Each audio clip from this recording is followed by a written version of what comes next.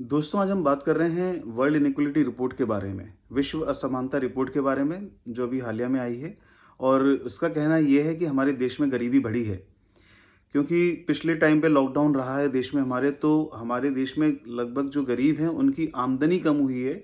और देश की आधी से ज़्यादा जनसंख्या, अगर मैं बोलूँ 60 से 70 करोड़ लोग, जो कि एक बहुत बड़ी जनसंख्या है, 60 से 70 करोड़ लोग केवल और केवल 4 से 5 हज़ार रुपये में अपना जीवन यापन करने के लिए मजबूर हैं। तो ये एक बहुत ही कम आंकड़ा है, ये बहुत ही कम डाटा है। और इस डाटा की वजह से हमारा देश जो है, वो अगर बोला जाए कि गरीबों की उसमें काफ़ी आगे निकल गया है और हमारे देश में गरीबी बहुत बड़ी है। अच्छा, यहीं हम अगर बात करते हैं अमीरों के बारे में, तो लगभग 65% जो इनकम है, सॉरी संपत्ति है, और लगभग 60%, 58% जो इनकम है, ठीक है, वो ऊपर के 10% लोगों के पास है।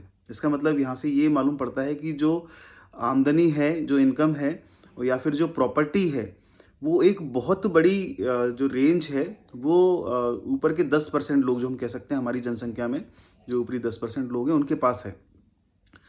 65% जो प्रॉपर्टी है वो भी उनके पास है, और जिसमें से कि 1%, ओनली 1% अगर हम बात करते हैं ऊपर के लोगों, तो वो 33% प्रॉपर्टी अपने पास रखते हैं। तो दोस्तों, ये जो समस्या है, ये इनइक्वालिटी की जो समस्या है, जो अभी डाटा हमारे सामने आया है, ये ऐसा नहीं है कि कोई नई समस्या है। हम फर्स्ट 5 ईयर प्लान से जब बात कर रहे हैं, तो इसी के बारे में बात कर रहे हैं कि कैसे इसको मिटाया जाए। तो केवल ये वाली बात नहीं है। और हम बात करते हैं अगर मिडिल क्लास की, तो मिडिल क्लास भी कोई खास ज़्यादा अच्छी स्थिति में नहीं है। और हम बात करते हैं 40% पॉपुलेशन जो मिडिल क्लास की अगर है, तो 30 to 40% पॉपुलेशन है, वो केवल 20-30% जो इनकम है उसमें सर्वाइव कर रही है। तो अगर देखा जाए, तो ये हमारे देश में शुरुआत से ट्रेंड बना हुआ है कि जो एक बड़ी जनसंख्या है वो गरीबी में रह रही है, और एक काफ़ी छोटी जो जनसंख्या है उसके पास बहुत बड़ी संपत्ति है। अगर मैं बात करूं कि ये 1% लोग मतलब 1.25 करोड़ लोग के आसपास हो गए, या फिर 10 करोड़ के आसपास हैं ये, तो ये बिल्कुल क्लियरली मेंशन हो जाता है कि ये जो 10 करोड़ की जो जनसंख्या है, इसने बहुत बड़ी संपत्ति हमारे अपने पास रख रखी हुई है। तो ये संपत्ति है। और कैसे? अच्छा, ऐसा नहीं है कि ये गरीबी कभी चाइना चाइना ने नहीं झेली है। आज से हम 30-40 साल पहले की अगर बात करते हैं, तो हर 5 में से 4 बंदे जो थे चाइना में, वो गरीब थे। और आज की अगर हम बात करते हैं, 200 में से एक आध बंदा अगर निकलता है ना चाइना में, तो वो मतलब कह सकते हैं कि हाँ, गरीब है।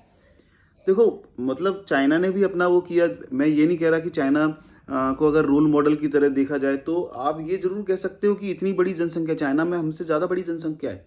हम केवल जनसंख्या का हवाला नहीं दे सकते हैं कि भाई ये जनसंख्या इतनी बड़ी है, इस चक्कर में संभाल नहीं पा रहे हैं, या कोई और कारण हो रहा है। चाइना ने भी अपनी इतनी बड़ी जनसंख्या को गरीबी से बाहर निकाला है। तो ऑब्वियस सी बात है, भली आप उसको किसी भी तरीके से देखो कि भाई चाइना हमारा दुश्मन देश है, लेकिन अगर उसने कोई अच्छा काम किया हुआ है, तो वो एक बार नज़र में आना चाहिए कि भाई उसने ऐसा क्या किया कि भाई जिसकी वजह से ये जो गरीबी, वो अपनी इतनी बड़ी गरीबी को मिटा पाया। कि 5 में से 4 लोग गरीब होते थे, मतलब 80%, 80% से ज़्यादा जो जनसंख्या है वो चाइना की गरीब थी 30-40 साल पहले। और आज की डेट में इतनी जल्दी गरीबी को ख़त्म किया है कि 200 में से केवल एक आध बंदा ही गरीब मिलेगा। तो दोस्तों, 30-40 साल में चाइना ने इतनी बड़ी पॉपुलेशन को कर दिया, और हमारे देश में 70 साल 75 साल हो गए देश की आज़ादी का अमृत अमृत महोत्सव जरूर बना रहे हैं हम लोग। लेकिन सोचने वाली बात है, क्या ये इतना जो मतलब 75 साल हो गए, हम इसमें गरीबी दूर नहीं कर पाए हैं? ऐसा क्या कारण है कि आधी से ज़्यादा जनसंख्या जो है केवल 4 से 5 हज़ार रुपये महीने में गुजारा कर रही है, और इनकम कम हुई है? ये रियली सरप्राइजिंग है।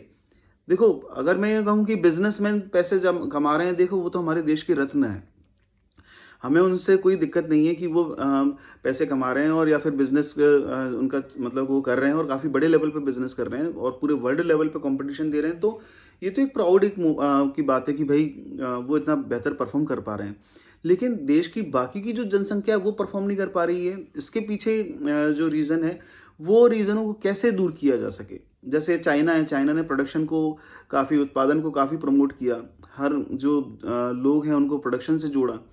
हमारे देश में अभी तक वो बातें नहीं हुई हैं कि भाई हर व्यक्ति कुछ ना कुछ उत्पादन करने की बात सोचे, या फिर प्रोडक्शन को लेके एक सकारात्मक नज़रिया जो है वो अभी तक हमारे देश में या किसी भी सरकार में ऐसा नहीं है, मोदी गवर्नमेंट में बहुत काम अच्छे हुए हैं, लेकिन अगर देखा जाए तो इस तरफ किसी भी सरकार का कोई एक जो कहा जाए कि गरीबी को मिटाने के लिए कोई एक बहुत बड़ा ठोस कदम उठाया जाए, वो अभी तक नहीं उठाया गया है। और अगर देखा जाए तो मतलब आप इस बात को समझिए कि हमारे देश का ये एक सिस्टम फेलियर है।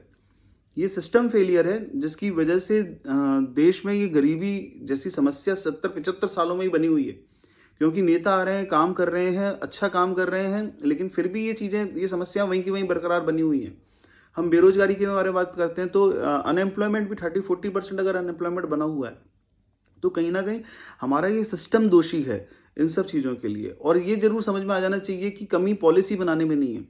देखिए, लोगों के पास से पैसा तो जा रहा है, पैसा जा रहा है सरकार के पास, और सरकार के पास से हाँ जनता के पास पैसा नहीं आ पा रहा है ना। और या फिर सरकार का जो तरीका है वो भेजने का पैसा, जैसे वो सरकार पैसे जो देती है या जनता तक पहुंचाती है, वो योजनाओं के माध्यम से पहुंचाती है।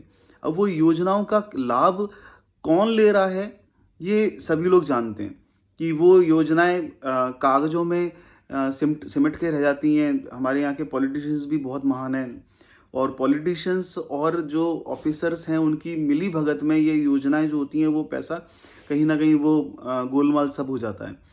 तो जो पैसा वहाँ पे पहुँच रहा है गवर्नमेंट के पास, सरकार के पास, और सरकार जब यहाँ पे दोबारा जनता के पास पैसा भेजती है, तो वो जनता के पास इतने सही तरीके से नहीं पहुँच पा रहा है। सबसे बड़ी कमी इस सिस्टम में है।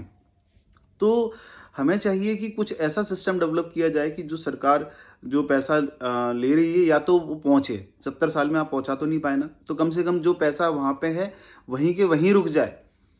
कुछ इस तरीके से जो सिस्टम होगा तो हम बात कर सकते हैं कि भाई सुविधाएं अगर दी जाएं, ठीक है। ऐसा नहीं है कि भाई सरकार सुविधाओं देने के नाम पे, क्योंकि देखिए इंडस्ट्रीज हो गई, प्रोडक्शन हो गई, चाइना ने लोगों को सुविधाएं दी, और जब सुविधाएं केवल पॉलिसी के नाम पे नहीं, वास्तविक धरातल पे, ठीक है, और वो सुविधाएं दी हैं, उन सुविधाओं की वजह से वहाँ पे इतना मतलब चीज़ें ग्रोथ हुई हैं, इतना इम्प्रूवमेंट हुआ है। आज से 40 साल पहले इतनी गरीबी झेल रहा चाइना, वो आज की डेट में अमीर देश, सबसे अमीर देश बन के उभरा है। तो कहीं ना कहीं कोई ना कोई पॉलिसी ज़रूर अच्छी रही होगी, और उस पॉलिसी को ही हमारे देश में जो है वो एडॉप्ट करने की आवश्यकता है। हमारे जो जनता का जो इतना पैसा जो जा रहा है सरकार के पास, थोड़ा बहुत पैसा नहीं जाता दोस्तों।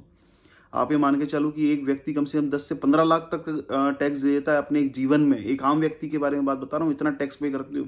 एक सुई भी खरीदते हो ना, उसमें भी टैक्स जाता है। तो जब इतना ह्यूज अमाउंट में आपका टैक्स जा रहा है वहाँ पे, और वो पैसा हमारे पास लौट के तो नहीं आ रहा है, ठीक है, देश की जनता के पास पैसा लौट के नहीं आ रहा है, तो वो ऐसा कुछ इस प्रकार से सिस्टम बने कि भाई वो पैसा जाए ना, ठीक है, और यहीं की यहीं सुविधा रुके, जनता के पास सुविधा रुके। तो हो सकता है कि विकास या फिर जो डेवलपमेंट है या फिर ये गरीबी जो है, इससे हमारे देश को निजात मिले। चलिए दोस्तों, मैं इसी के साथ अपना ये जो सोच है, विचार है, ये मैं ख़त्म करता हूँ। बाकी कुछ इसके बारे में जो चर्चा है हम आगे करेंगे। धन्यवाद।